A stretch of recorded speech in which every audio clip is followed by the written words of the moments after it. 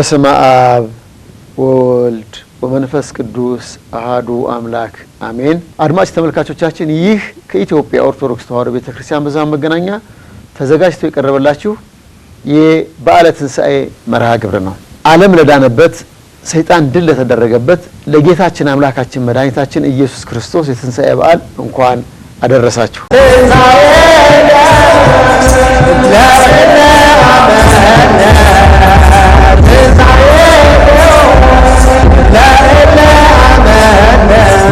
በዛሬ የበዓለ ትንሣኤ መርሃ ግብራችን ረዳት ፕሮፌሰር ዳንኤል ሰይፈ ሚካኤል በኢትዮጵያ ኦርቶዶክስ ተዋሕዶ ቤተክርስቲያን የጥናትና ምርምር መምሪያ ኃላፊ በቅድስት ሥላሴ ዩኒቨርሲቲ መምህር ከሆኑት ጋር ስለ ትንሣኤ በዓል አከባበር ቀን ውሳኔ ቀኖናዊ ነገሩን እናያለን። ቆይታችሁ ከኛ ጋር ነው በታላቅ አክብሮት ጋበዝናችሁ።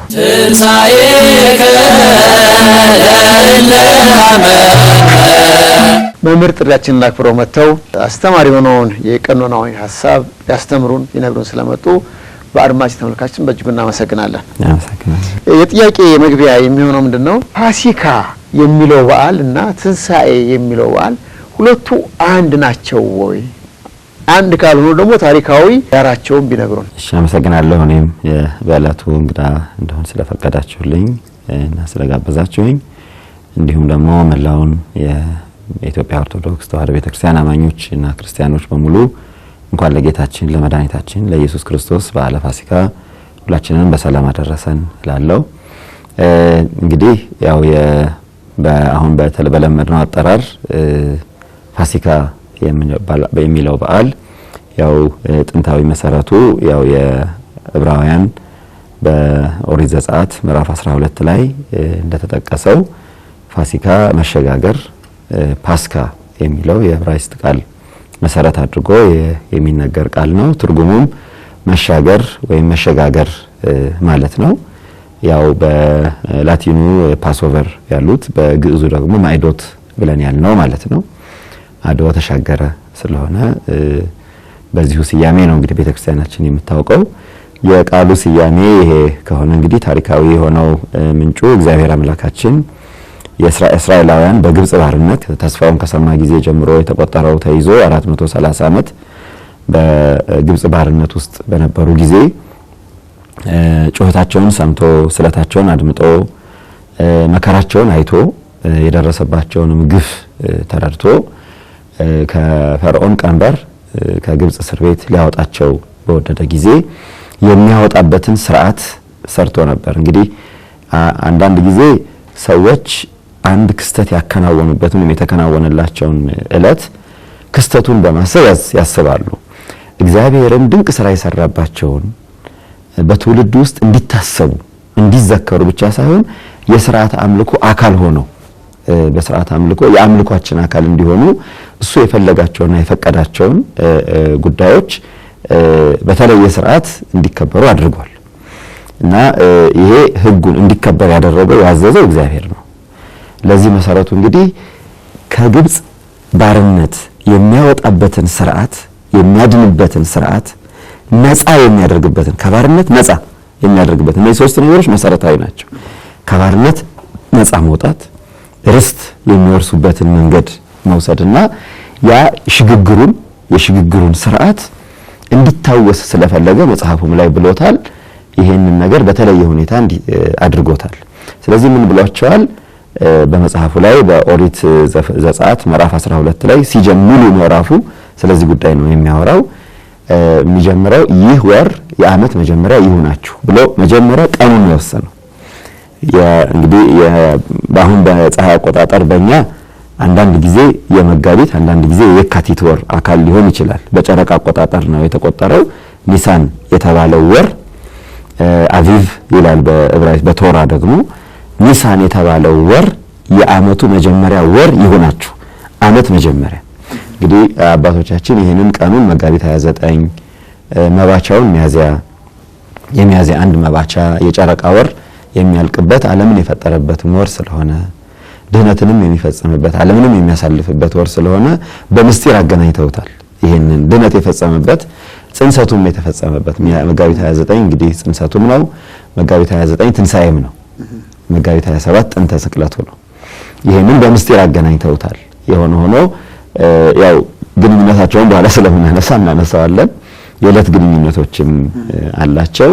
የኒሳን ወር የዓመቱ መጀመሪያ ይሁናችሁ ብሎ አዘዘ፣ ቀኑን ወሰነ። ይሄንን ወር በ14ኛው ቀን ፋሲካን ታደርጋላችሁ ብሏል። ያንን የፋሲካ የሚያደርጉበትንም የበዓሉን ስርዓት የሰራው እግዚአብሔር ራሱ ነው። ፋሲካን የሚያከብሩበትን ስርዓት እንግዲህ ይሄን የሰራበትን ምክንያት በኋላ ነው የሚነግረን። ኦሪት የምትነግረን በኋላ ነው። እዛው መጽሐፍ ላይ እዛው የዘጸአት መጽሐፍ ላይ ዘጸአት የተባለው በዚሁ ምክንያት ነው። የመውጣት የመሸጋገር መጽሐፉ ራሱ ስያሜውን ያገኘው ከዚሁ ጋር በተያያዘ ነው። ከባርነት መውጣት፣ ከመከራ መውጣት፣ ከግዞት መውጣት ያንን ነው እንግዲህ ከዛም የተወሰደው። ስለዚህ ይሄን በማንሳት ምን አደረገ? ለሙሴ ነው የሚያዘው በ14ኛው ቀን ስለሚያደርጓቸው ስርዓቶች ታስሮ የአንድ ዓመት ተባት በግ ማለት ለጋ በግ ማለት ነው። በጣም ቀንዱ ልጅ በግ ማለት ነው። ቀንዱ ያልከረከረ፣ ጥርሱ ያልተሰበረ፣ ጸጉሩ ያላረረ፣ እንከን የሌለበት አይታችሁ እንከን የሌለበትን በግ ማታ ለእያንዳንዱ ቤተሰብ በሚበቃ አሁን እዚህ ላይ ማየት ያለብን በዓሉ የመላው እስራኤላውያን በዓል ነው። አከባበሩ ግን በየቤት ነው። በቤት የሆነበት ምክንያት አለ፣ የወል የሆነበትም ምክንያት አለ። ይሄ እንግዲህ ከቤተ ክርስቲያን አሁን ከየዕለቱ ቅዳሴም ጋር ይገናኛል። በአጥቢያ የሆነበት አለ። በአጥቢያ የምንፈጽመው ስርዓት ደግሞ የመላው ዓለም ስርዓት ነው። የሰው ልጅ ድህነት ስርዓት ነው። ይሄ ያው ምስጢር የሚያያይዘው ምሳሌነቱ የሚያያይዘው ትንቢትነቱ የሚያያይዘው ጉዳይ ነው። ያንን በግ በቤታችሁ ታርዱታላችሁ። ከዚህ በኋላ ይሄንን ስታደርጉ ይሄን ስትፈጽሙ መጀመሪያ ከእያንዳንዱ ቤት በቤተሰቡ ልክ እንደሚበቃ ተደርጎ ነው የሚያዘው። ያንን ካደረጋችሁ በኋላ ኩፌት ታደርጋላችሁ፣ ኮፍያ ታደርጋላችሁ፣ በትር በእጃችሁ ትይዛላችሁ፣ ወገባችሁን ትታጠቃላችሁ፣ ጫማችሁን ታደርጋላችሁ፣ መራራ ነገርን ትጠጣላችሁ። ይሄን ካደረጋችሁ በኋላ ልክ ከመብላታችሁ በፊት አንድ ልጅ ከቤቱ ይነሳና በግ እንዲህ የተደረገበት ኩፌት ያደረግንበት ወገባችን የታጠቅንበት በትር የያዝንበት ጫማችን ያደረግንበት መራራ መጠጥን የጠጣንበት ምክንያቱ ምንድነው ብሎ ይጠይቅ የቤቱን ትልቅ ሰው ይላል። ይሄንን በሚጠይቅበት ጊዜ እግዚአብሔር አምላካችን አሁን የዚያ ሁሉ ምሳሌ ምንጩ መልእክት ሊነግረው ነው። በጸናች ክንድ በተዘረጋች እጅ እስራኤላውያንን ከፈርዖን ቀንበር ያወጣበት የተሸጋገርንበት የሽግግሩ ስርዓት ነው። ዝንቱ ውእቱ ስርዓቱ ለአምላከ እስራኤል፣ ይህ የእግዚአብሔር እኛን ያሸጋገረበት ስርዓት ነው ብሎ ይመልስለት። የፋሲካ ስርዓት ነው ብሎ ይመልስለት። ይህንንም ሲያብራራው እንግዲህ አባቶቻችን በሚድራሽም የተጻፈው በሁለት መንገድ ተብራርቷል። አንደኛው ቀይ ባህርን ተሻግረው ምድረ ርስትን እንደሚወርሱ የእግዚአብሔርን ረድኤት ማሳያ ነው። ሁለተኛው ደግሞ የመጨረሻው በእስራኤላውያን ላይ የወረደው መከራ እስራኤልን ሂዱልን በቃ ውጡልን ያሉበት መከራ በሀገራቸው ሞተ በኩር፣ የመጨረሻው ደግሞ ስጥመተ ባህር ነው። ስለዚህ ሁለቱም ናቸው መሸጋገር የተባሉት። ቀይ ባህርን ከፍሎ እስራኤላውያን አሻግሮ ፈርዖንን አጥፍቶ አንድ በየቤታቸው ደሙን በመቃኑ ላይ ቅባው፣ በቤታችሁ መቃን ላይ በዛች ሌሊት መቅሰፍት ይዞ የመጣ መልአክ በሁሉም ግብፃውያን ላይ ያርፋል። ደሙ በተቀባበት መቃን ላይ ግን በዛች ቤት ያለውን ወንድ ልጅ አይቀጣም፣ አይሞትም። የግብፃውያንን በኩር በሞት ሲቀጣ የእስራኤላውያንን በኩር አለፋቸው። መቅሰፍቱ አለፈ፣ መልአኩ ተሻግሮ ሄደ፣ መቅሰፍት አለፋቸው ሲል መሸጋገር አይደለም ፋሲካ በሁለቱ ተተረጎመ ማለት። አሁን ያንን ዕለቱን ደግሞ በምን እንዲያስቡት አደረገ። አሁን ይሄ ውጤቱ ነው። ስርዓቱን ግን በምን ያስቡት? የመሸጋገር ስርዓት የተባለውን ስርዓት በምን ያስቡት? ያንን የፋሲካውን በግ በመብላት እንዲያስቡት አደረገ። ይሄንን ሽግግር እንዲያስቡበት ማለት። ስለዚህ ምን አደረገ? ማታ ይጠብሳሉ፣ ሙቀት ሳይለየው እንግዲህ በጣም በጥንቃቄ በዝርዝር ነው እግዚአብሔር በጥንቃቄ ነው ለሙሴ የነገረው።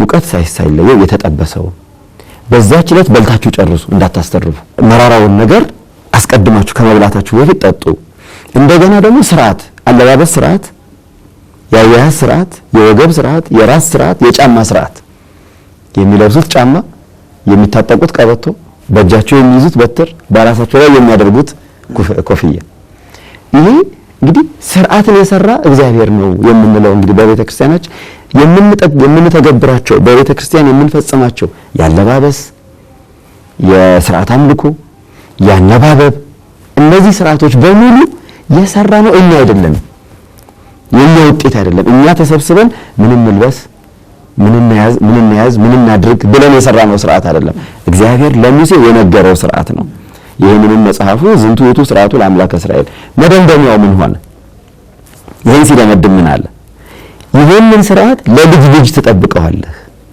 በየዓመቱ ይሄን ታደርጋለህ ለልጅ ልጅም ተጠብቀዋለህ አለው አሁን ስርዓቱን ሰርቶልናል ስርዓቱን የምናከብርበትን ቀን ወስኖልናል ስርዓቱን በየዓመቱ ደግሞ እንድናከብረው አዞናል ስለዚህ አሁን በየዓመቱ የሚፈጸም የፋሲካ የመሸጋገሪያ ስርዓቱ ይሄ ነው የዚህ ነገር ምሳሌ ይሄኛው ግን ጊዜያዊ ነው ለዘላለም የሚፈጸም ማለቱ ወደፊት ትንቢት ነው በየዓመቱ ታደርገዋለህ ያለ ደግሞ መንገሩ ጊዜያዊ ነው ጊዜያዊነቱ ከግብጽ መሸጋገር የከበኩር ሞት መዳን ጊዜያዊ ነው ክፉ ስራ እስከሰሩ ድረስ አሁንም በባርነት ሲኖሩ ኖረዋል ከግብጽ ቢሻገሩም ባቢሎን ተማርከዋል ከግብጽ ቢሻገሩም በፍልስጤም በሚዲያን በከነዓን በአሞን በሜዶን ሲቀጡ ኖረዋል ከግብጽ ቢሻገሩ ምክንያቱም ያ ለስጋዊ ስራ ህይወታችን እግዚአብሔርን አክብረን እስከኖርን ድረስ ብቻ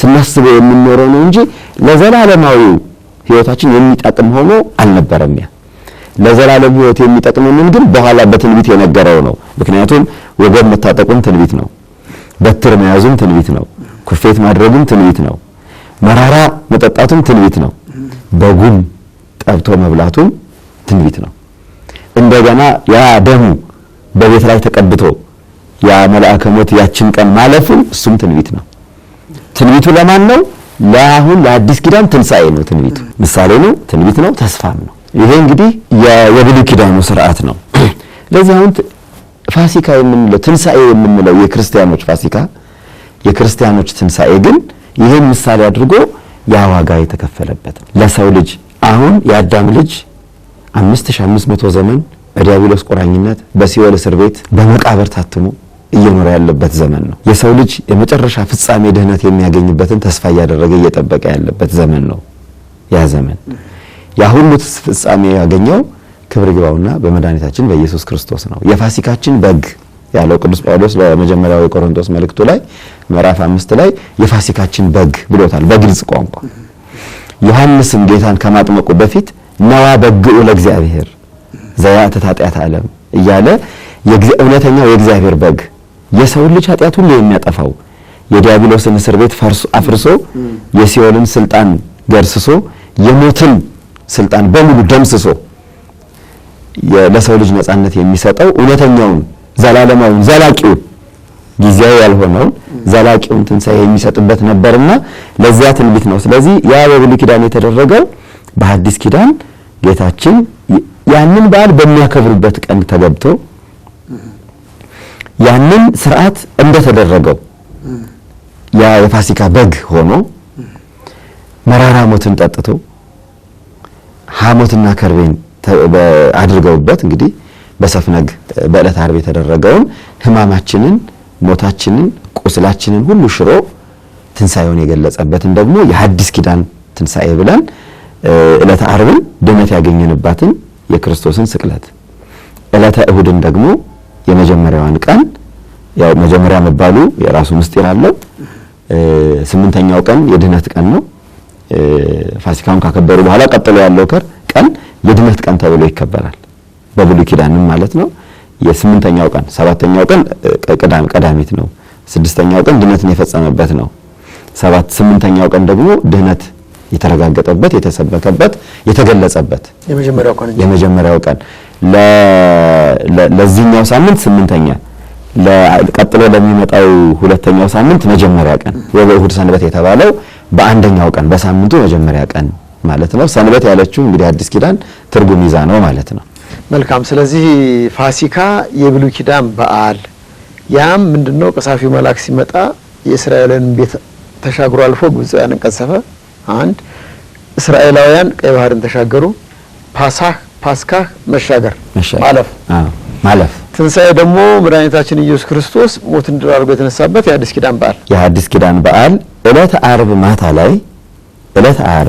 ላይ የስቅለት ማታ ላይ ማለት ነው ንሴብሖ ብለን እንዘምራለን።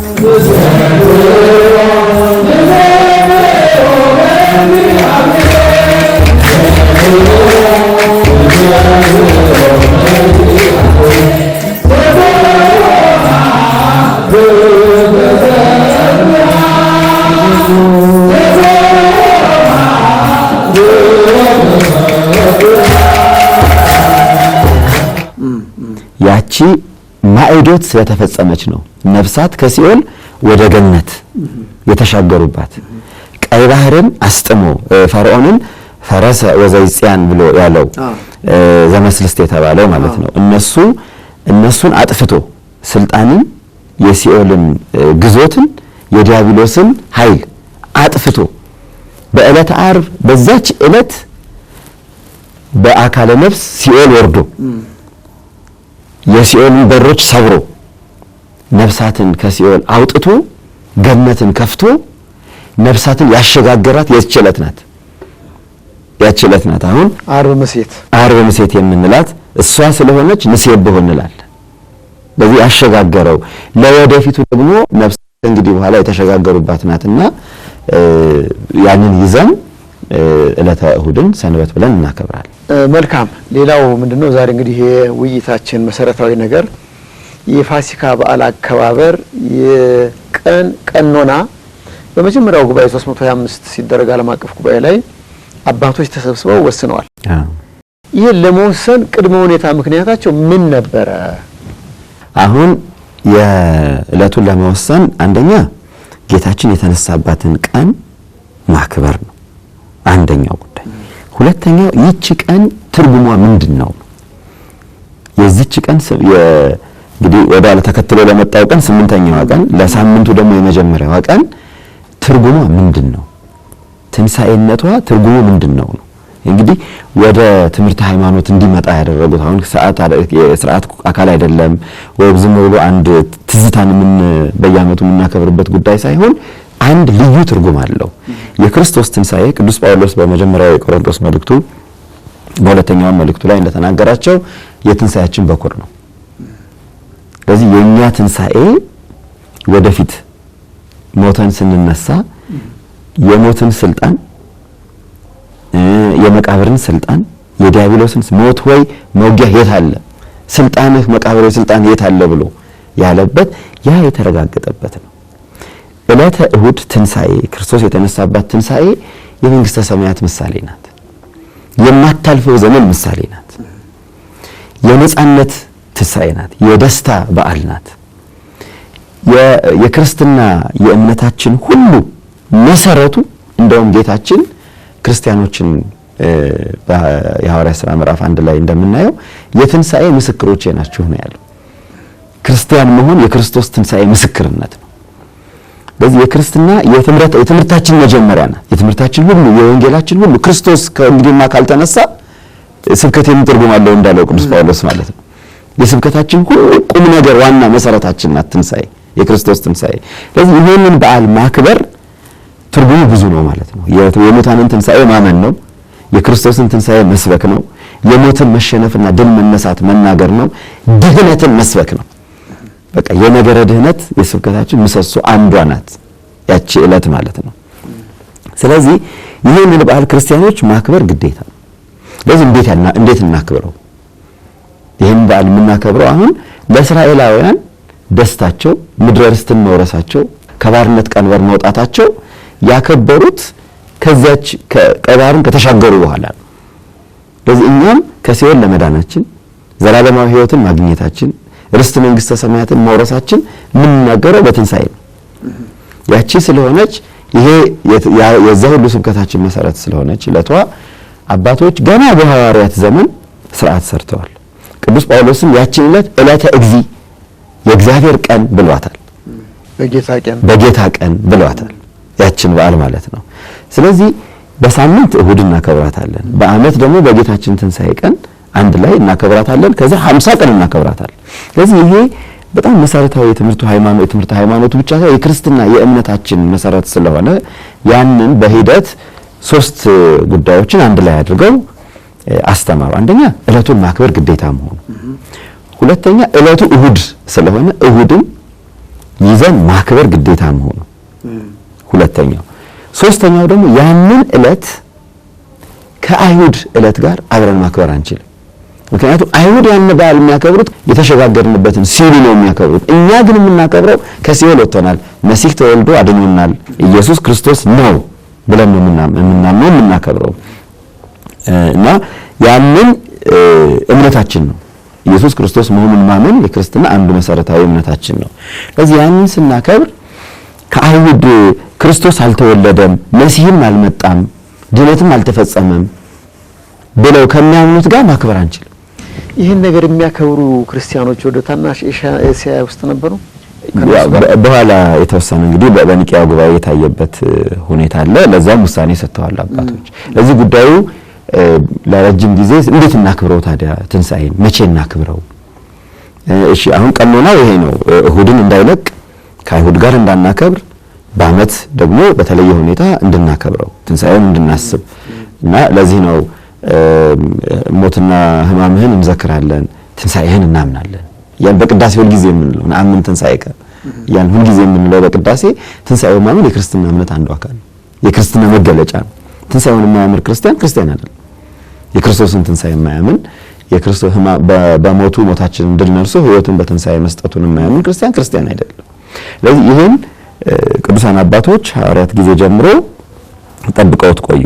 አንዳንዶች አይ ያንኛውን እኮ በመጽሐፉ ላይ በልጅ ልጅ አክብሩት ብለዋል፣ አሁን እንዳይቋረጥ ነው።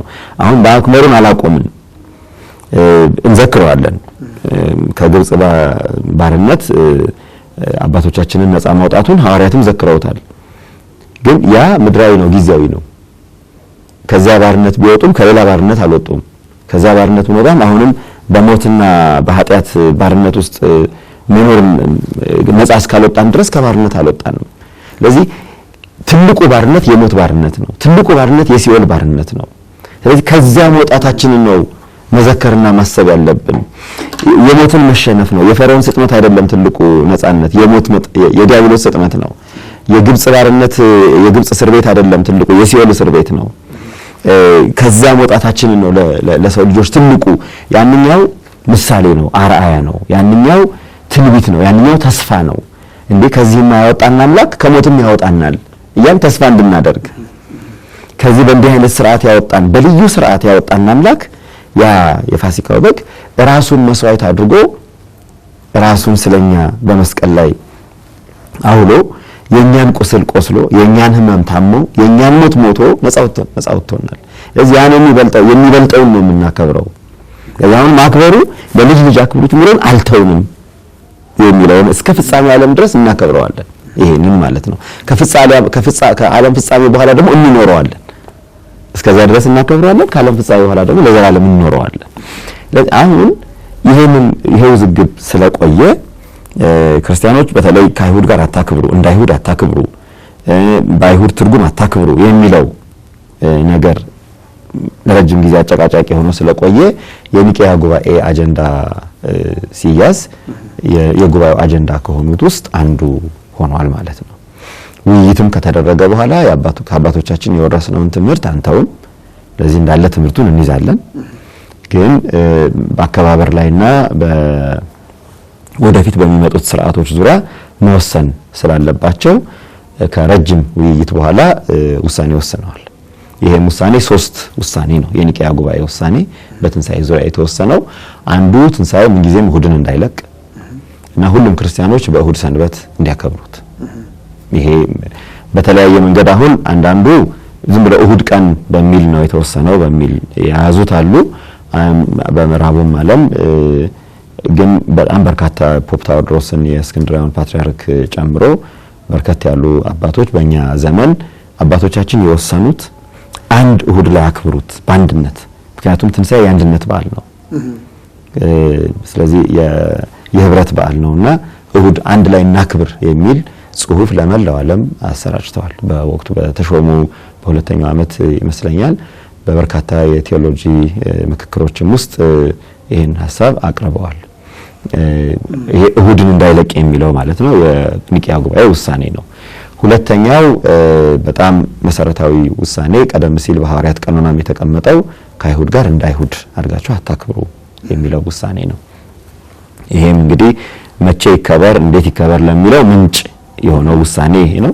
ሶስተኛ ይሄንን ለማስታረቅ ሶስተኛው እንግዲህ ወደፊት ሁሉም አብያተ ክርስቲያናት ይሄ ዕውቀቱን የካልኩሌሽኑን የዚህ ስሌቱን ባህር ሐሳቡን ስሌት በሚገባ ተረድተው በእያንዳንዳቸው እስከሚያሰርጹት ድረስ የእስክንድርያ ቤተክርስቲያን በየዓመቱ ትንሣኤ የሚከበርበትን በዓል ለመላው ዓለም እንድታውጅ ወስነዋል። በኒቂያ ጉባኤ ነው የተወሰነው። ለዚህ አሁን የቅዱስ አትናቴዎስ የትንሣኤ ደብዳቤ ይባልና ትንሣኤ የሚከበርበትን ቀን ጽፎ ወደፊት ለ20 ዓመት ለ30 ዓመት ትንሣኤ የሚከበርባቸውን ቁጭ ብለው አስልተው ይልካሉ ደብዳቤ እና ድሮት ምናልባት እዚህ ድሮት ከሆነ መምህር የዳዊት መዝሙረ ዳዊት መጽሐፍት ላይ መጨረሻ ላይ የ40 ዓመት የ50 ዓመት የትንሣኤ ማክበሪያ ተዘርዝሮ ይታተማል አብረው። ይሄ ወደፊት እንግዲህ ይሄ ከጥንት ከአራተኛው መቶ ክፍለ ዘመን ከአራተኛው መቶ ክፍለ ዘመን ጀምሮ የመጣ ትውፊት ነው። ክርስቲያኖች ትልቁ በዓላቸው የአንድነት በዓላቸው የሕይወት በዓላቸው የዘላለማዊ ርስት መንግስተ ሰማያትን የሚዘክሩበት ትልቁ በዓል ትንሣኤ ነው እና ያንን በሚገባ በአንድነት እንድናከብረው ነው ይሄ ካልኩሌሽን የሚላከው። ግን ያም ሆኖ በሂደት ለውጦችና ልዩነቶች መምጣታቸው አልቀረም። መልካም። ያው እንግዲህ የኒቂያ ጉባኤ ውሳኔ ሲወጣ በተለያየ ቀን ያከብሩ የነበሩት ክርስቲያኖች ወደ አንድነት መጥተዋል። ያቺ ሚያዝያ 14ንም ትተዋታል። ኒሳን 14 ለአይሁድ ፋሲካ በዓል ማክበሪያ የተወሰነ ስለሆነ ይሄ ወር በገባበት በሁለተኛው ሳምንት የሚያዝያ ጨረቃ በታየችበት ማለት ነው በሱ በዓሉን ፋሲካን አክብር የሚለው ትእዛዝ ስላለ ያው የኒሳን እንግዲህ ትይዙ የተፈለጉ ክርስቲያኖች የፈለጉት ከአይሁድ የኒሳን እንትን የወሰዱት ማለት ነው። ኒሳን የተሰጠው ትርጉም ነበር። አንደኛው ነጻነት ነው። የነጻነትን የምናከብርበት የወር መጨረሻው እስራኤል ከቀይ ባህርን ካለፉ በኋላ ያለው ሂደት ጉዞ የነጻነት ጉዞ ነው። ነጻነት የሚለው ተይዞ በእስራኤል ብዙ ስርዓት ተሰርቷል። በባርነት የተያዙ ሰዎች ነጻ ይለቀቃሉ በእነዚያ ወራት። በዕዳ የተያዙ ሰዎች ነጻ ይለቀቃሉ። የዕዳ በተለይ በ49ኛው የኢዮቤልዩ ዓመተ ዕድገት በሚባለው ዓመተ ዕድገት ይባላል። ዓመተ ዕድገት በሁለት ተተርጉሟል። አንደኛው ለመሬት ነው። መሬትን 7 ዓመት ረሳት 6 ዓመት ረሳት በሰባተኛው ዓመት ነጻ አድርጋት እና ቃርሚያውንም አታንሳ ብሎ ዓመተ ዕድገት ለመሬት ተሰጥቷል።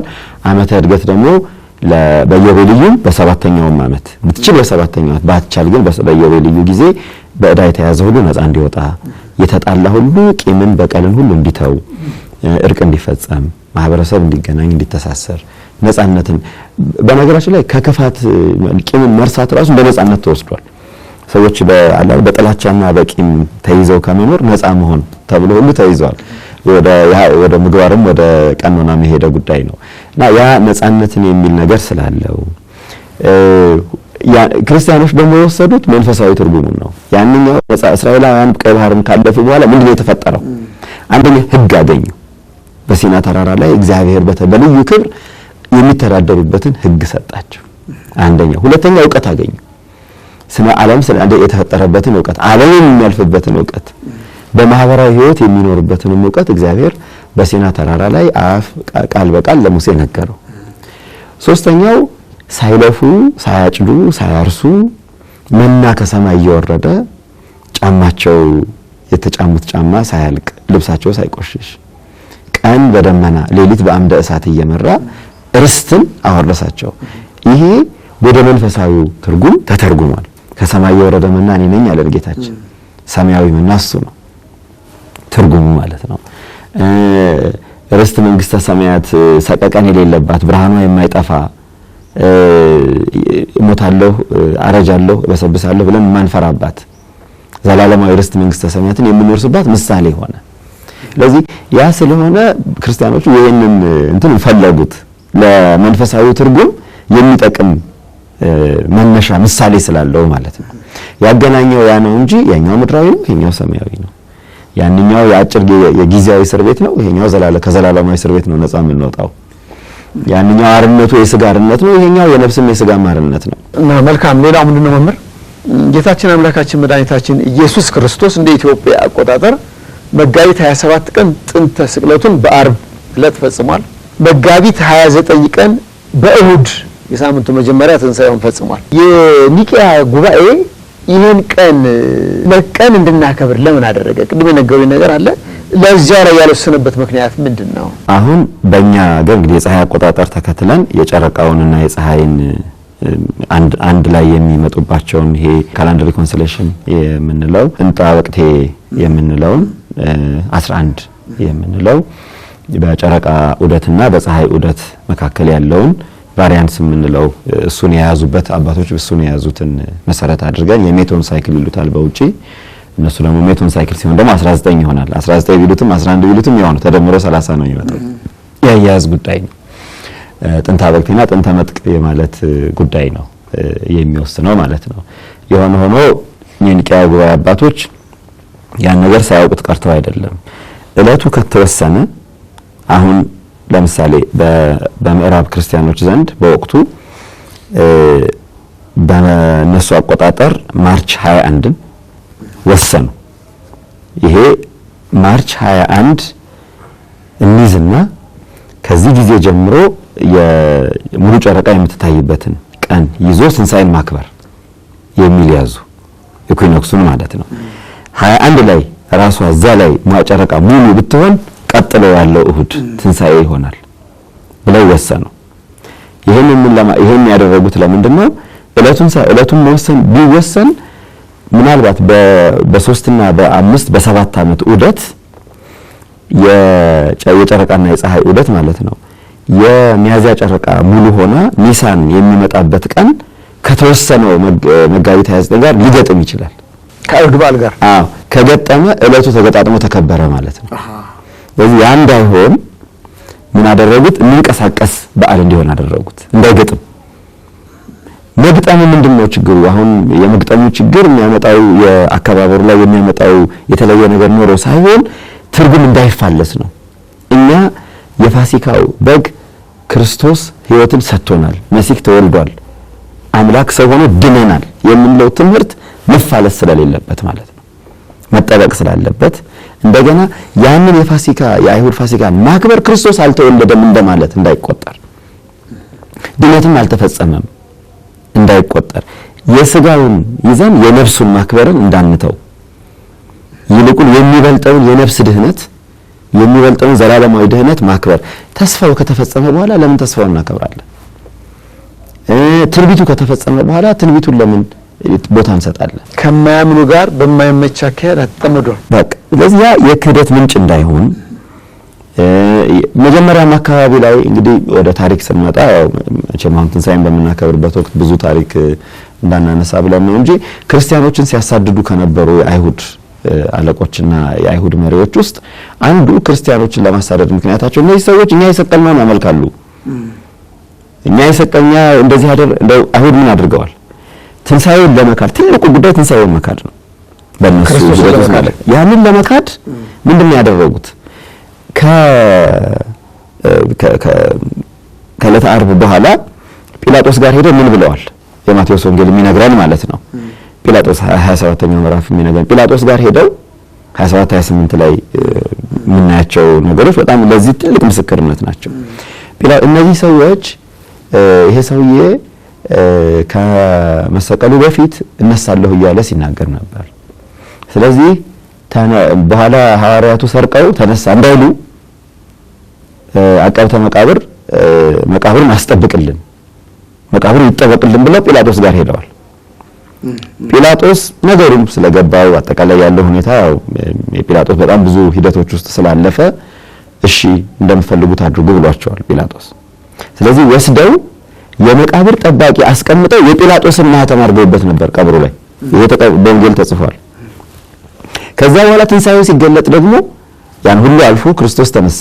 የነሱን ተንኮል ሁሉ አልፎ የነሱን ሴራ ሁሉ አልፎ ክርስቶስ ተነሳ። ክብር ይግባውና እንደገና መነሳቱን ደግሞ እንዲያው ውሸት ነው እንዲሉ የመቃብር ጠባቂዎቹ ሄደው በጉቦ ከፍለው እኛ ተኝተን እያለ 24 መቶ ሰረቁት እንዲሉ ብለው ትንሣኤውን ለማወናበድ ብዙ ብለዋል። ስለዚህ ይሄ ምንድነው? ሰይጣን የክርስቶስ ትንሣኤ የሱ መሸነፍ እንደሆነ አስቀድሞ ስላወቀ በተቻለ መጠን ትንሣኤው እንዲካድ ብዙ ጥረት አድርጓል።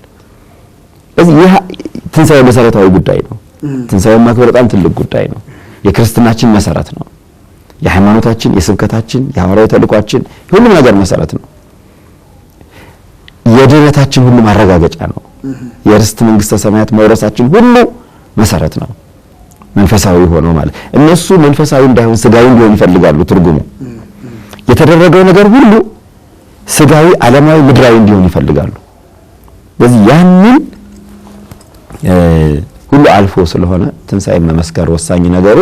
ለዚህ ነው የበዓለ ሃምሳ ሰላምታችን ሁሉ ይቀየራል። እንደምን ዋልክ እንደምን አደርክ ማለት ትተን ክርስቶስ ተንሥአ እሙታን ነው የምንለው። በዚህ በትንሣኤው ሰሞን ማለት ነው። በዚህ ወቅት ኩራታችን፣ ትምክታችን ሁሉ ይቀየራል። ሞት ድል ተነሳ፣ መቃብር ድል ተደረገ፣ ዲያብሎስ ተሸነፈ፣ ክርስቶስ ተንሥአ እሙታን አሰሮ ለሰይጣን አግዓዞ ለአዳም በልዩ ሁኔታ ሞትን ድል ማድረጉ ክርስቶስ ውደቱ ላይ ራሱ እኮ በሌላው ጊዜ ዝውቱ የምንለውን ትተን ክርስቶስ ተንሥአ እሙታን ሞተ ወኬዶ ለሞት ለእለ ውስተ መቃብር ወሀበ ሕይወተ ዘላለም ረፍተ ብለን ነው የምንለው። ይሄ ሁሉ የትንሣኤው መሰረት ነው ይሄ ሁሉ እና ለዛ በዓሉ እንዳያሳስት፣ አከባበሩም እንዳይሳሳት፣ እንዳይምታታ፣ ምስክርነቱም የምስክርነቶች ሁሉ የበላይ ነው። የሐዋርያት ሥራ ምዕራፍ 1 ላይ እኮ በይሁዳ ቦታ ማትያስን ለመተካት ውይይት ባደረጉበት ሁሉም ሐዋርያት ተገኝተው ለመምረጥ በተሰበሰቡበት አንዱ መሰረታዊ መስፈርት ከኛ ጋራ የትንሣኤው ምስክር የሆነ ነው እኮ ያሉት። ያልተለየ ስለዚህ ያ ምስክርነታችን መሰረት ነው። ለሲመታችንም ሁሉ መሰረት ነው። ለቤተክርስቲያን ለአገልግሎቷም በመሰረቱ ቤተክርስቲያን መስቀልን ጉልላቷ ያደረገችው ድምጿን አውደ ቃለ አዋዲዋ ሁሉ ነገሯ እኮ የትንሣኤ ምስክርነት ነው። ቅድም ሲናገሩ አይሁድ በግብጽ የነበሩ ፋሲካ በዓሉና ስርዓቱ አንድ ላይ ተፈጸመ። ቀይ ባህርን ተሻገሩ፣ ጠላት ሰጠመ። ነገር ግን ከዚያ በኋላ ብዙ ግዛቶች ጀምረዋቸዋል። የተማረኩ ምን እያሉ ብዙ ችግር ደርሶባቸዋል። ሲና ተራራ ላይ ሙሴ ሕግን እየተቀበለ እነሱ ታች መሬት ላይ ሆነው ከአሮን ጋር እግዚአብሔርን እየካዱት ነበር። አልተጠቀሙበትም።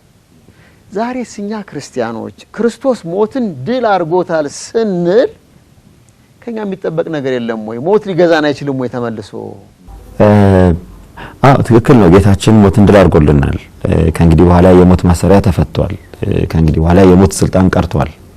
ግን ይሄ ትንሣኤውን ለሚያምኑ በትንሣኤ ህይወት ለሚኖሩ ሰዎች ነው ማለት። ለሁላችንም ክርስቶስን አምነን ትንሣኤውን ተቀብለን ሞት መሸነፉን ተረድተን ለትንሣኤ የሚያበቃ ህይወት እስከኖርን ድረስ የሞት ስልጣን ሞት በእኛ ላይ ስልጣን የለውም። ይሁን እንጂ በኃጢአት ውስጥ እስከኖርን ድረስ የግል ኃጢአታችን በማናቸውም ከሞት በኋላ ተነስተን መልሰን ህይወት እንዳናገኝ የሚያደርጉን ኃጢአቶችን እስከሰራን ድረስ ሞት ባለስልጣን የማይሆንበት ምክንያት የለም። ይሄንንም ጌታችን በሌላ መንገድ ገልጾልናል። ከሞት ወደ ሞት የሚሄዱ አሉ። በትንሣኤ ጊዜ ከሞት ተነስተው መልሰው ወደ ሞት የሚሄዱ አሉ።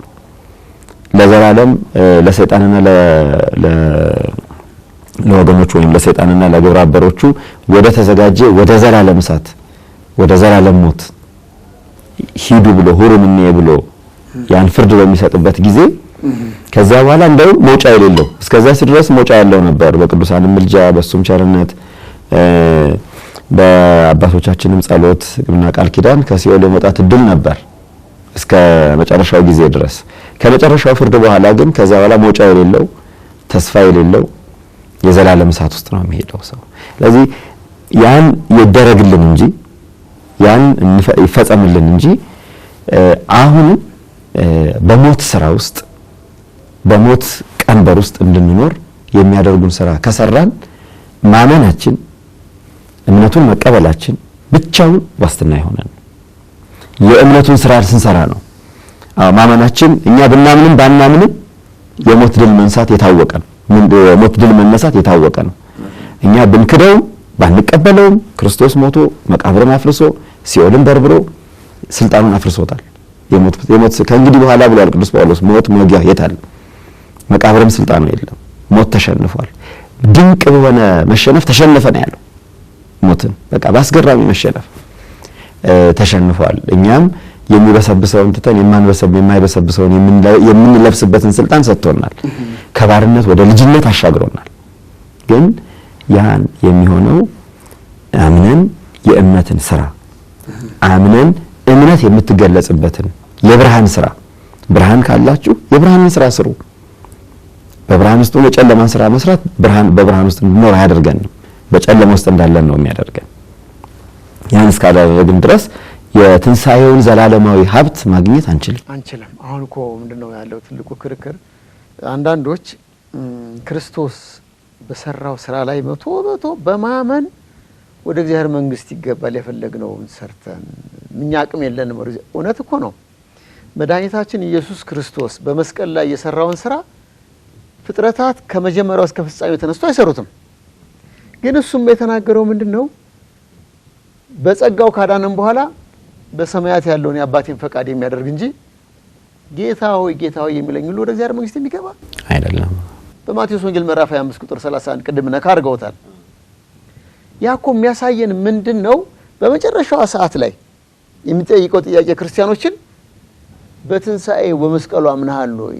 ይሄንን የጸጋውን ድነት ሳይሆን ብራብ አብልተኛል ወይ?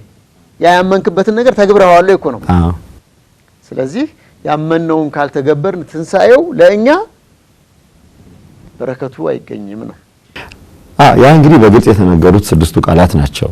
ብራብ አብልተኛል፣ ብጠማ ጠጥተኛል፣ ብታረዝ አልብሰኛል፣ ታምሜ ጠይቀኛል፣ ታስሬ ጎብኝተኛል ወይም ደግሞ እንግዲህ እነዚህ በቀጥታ የተነገሩ በቀጥታ ቃል በቃል የታረዝ አልብሰኛል እንግዲህ ቃል በቃል የተናገራቸው በቀጥታ የተናገራቸው የፍርድ ጥያቄዎች ናቸው። መስክሮ እናንተም አድርጋችሁልኛል፣ ለኔ ከነዚህ ከሚያንሱት ለአንዱ ያደረጋችሁት ለኔ ያደርጋችሁታል፣ ለአንዱ ያደረጋችሁት ለኔ ያደርጋችሁታል። በምድር ላይ ይሄ ቀላል ቃል አይደለም። በምድር ላይ የምትሰሩት ስራ ሁሉ ለኔ ብላችሁ ነው የምትሰሩት ነው። በምድር ላይ የምታደርጉት በጎ ነገር ለኔ ብላችሁ የምታደርጉት ነው። ድሃን ማብላት፣ የታረዘን ማልበስ፣ የተጠማን ማጠጣት፣ የታመመን መጠየቅ፣ የታሰረን መጎብኘት፣ ያዘነን ማጽናናት በምድር ላይ ለሰው የምናደርገው በሰማይ ለእግዚአብሔር አባቶቻችንም እኮ ይላሉ ለድሃ የሰጠ ለእግዚአብሔር አበደረ ይላሉ። ለድሃ የሰጠ ለእግዚአብሔር አበደረ ይላሉ። እና ያ እሱ በዚህ ምድር የምንሰራው ስራ የቻሪቲ ስራ ወይም የፊላንትሮፒ የበጎ አድራጎት ስራ አይደለም። በእምነት ሆነን ያን ብንሰራ የእምነት ዋጋ አለው ነው። ከእምነት ወጥተን ያን ብንሰራ የእምነት ዋጋ የለውም። በእምነት ውስጥ ሆነን ግን በጎ ነገር ካላደረግን እግዚአብሔር እምነታችን በሰው ፊት እንዲበራ አላደረግነው። የኔ መሆናችሁ እንዲታወቅ ብርሃናችሁ በሰው ፊት ይብራ ነው ያለው ጌታችን። የኔ መሆናችሁ እንዲታወቅ ብርሃናችሁ በሰው ፊት ይብራ። አብርሃም አባት አለን በማለት አትድኑም። በቃ ይሄ እኮ በጣም ትልቅ ነገር እኮ ነው። አብርሃም አባት አለን ከማለት አልፈው የአብርሃምን እምነት እናምናለን ይላሉ እኮ ሰዎች። ግን አብርሃም አባታችሁ መሆኑን የምታረጋግጡት የአብርሃምን ስራ ስሩ። ግብረ አብርሃም ነው ያለው። የአብርሃምን ስራ ስሩ። የአብርሃምን ሃይማኖት ብቻ አይደለም፣ የአብርሃምንም ስራ ስሩ። የአብርሃም ስራ ምን ነበር? የአብርሃም ስራ እኮ እንግዳ መቀበል ነበር። የአብርሃም ስራ እኮ ቸርነት ነበር። የአብርሃም ስራ እኮ መታዘዝ ነው። የአብርሃም ስራ እኮ ወደ እግዚአብሔር መጸለይ ነው። እግዚአብሔርን ማምለክ ነው። የአምልኮ ስራ አለ፣ የምግባር ስራ አለ። ያንን መስራት ግዴታ ነው። ያን ካላደረግን ክርስትና ወይም ክርስቲያን የመሆናችን ምስጢር ምንድነው? ክርስቲያን የክርስቲያን ሃይማኖት ይዘን የአሕዛብን ስራ የምንሰራ ከሆነ በምንድነው ከአሕዛብ የተለየ ነው? የክርስትናን ስራ ይዘን የሰይጣንን ስራ የምንሰራ ከሆነ ከሰይጣን በምን የተለየ ነው? የክርስትናን ስራ ይዘን የሰይጣን ስራ መስራት ማለት መዋሸት፣ መግደል፣ መስረቅ፣ መዘሞት፣ እነዚህን ስራ የምንሰራ ከሆነ በምንድነው የእግዚአብሔርን መንግስት በቆሸሸ አካል ልንወርሳት እንችላለን ወይ? አይሆንም። የእግዚአብሔርን መንግስት በረከሰ ምግባር ልንወርሳት እንችላለን ወይ? የእግዚአብሔርን መንግስት በወደቀ ሰብዕና ልንወርሳት እንችላለን ወይ? የማይበሰብሰውን የማይፈርሰውን ስጋ። ይሄ ካልሆነ ክርስቶስ ጸሎትን ማስተማር፣ ክርስቶስ ህዝብን የመመገብ ማስተማር፣ ክርስቶስ ሰዎችን የመፈወስ ማስተማር፣ ክርስቶስ የድሃውን ቤት የመጎብኘት ስራ መስራት ምን አስፈለገው? ያኮ እግር እያጠበ እኔን ተመልከቱ ነው ያለው። ከኔ ተማሩ ያለው ምንም ነው? ምግባርን ነው እኮ። ከኔ ተማሩ እኔን ሳደርግ እንዳያችሁ እናንተም እርስ በርሳችሁ ይህንን አድርጉ፣ ትህትናን አድርጉ ነው እኮ ያለው። በአመት አንድ ጊዜ እግር የማጠብስ ቲያትርን ስሩ አይደለም እኮ ያለው። ያንን በየዕለቱ አንዳችሁ ለአንዳችሁ አድርጉት ነው። እንደ ቲያትር እንድናደርገው አይደለም። የፐርፎርማንስ የቲያትር ድርሰት አይደለም የደረሰልን። የህይወት የምንሰራው የህይወት ምግባር ነው የደረሰልን እና ያን በህይወት እንድናደርገው ነው።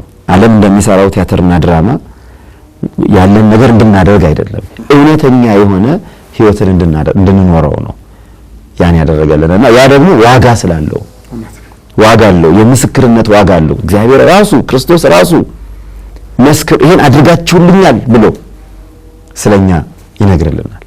በትንሳኤው ማመናችን የሚታወቀውም በግብር ሲገለጥ ነው። በግብር ሲገለጥ ጥሪያችንን አክብረው መጥተው አስተማሪ የሆነውን ስለ ትንሳኤ በዓል አከባበር ቀኖና፣ የትንሳኤና ፋሲካ ታሪካዊ ዳራውን እንዲሁም ደግሞ በግብር ያልተገለጠ እምነት ዋጋ እንደሌለው ነግረውናል። በአድማጭ ተመልካች ስም ቃለ ሕይወትን ያሰማልን። ያዕቆብንም እንዳንረሳት ሃይማኖት እንታልባት ምግባር ሙሉት ይትለሊሃ ያለውን ምግባር የሌላት ሃይማኖት በራሷ የሞተች ናት ያለው እንዳንረሳ፣ ምግባር ያለው ሃይማኖት ይዘን በዓሉን ትንሳኤውን እንድናከብር እግዚአብሔር ይፍቀድልን። እኔም ስለጋበዛችሁኝ አመሰግናለሁ። እጅግ እናመሰግናለን። በዓሉ የሰላምና የጤና እንዲሆንላችሁ በመመኘት የዕለቱን መርሃ ግብራችን እዚህ ላይ አጠናቀናል።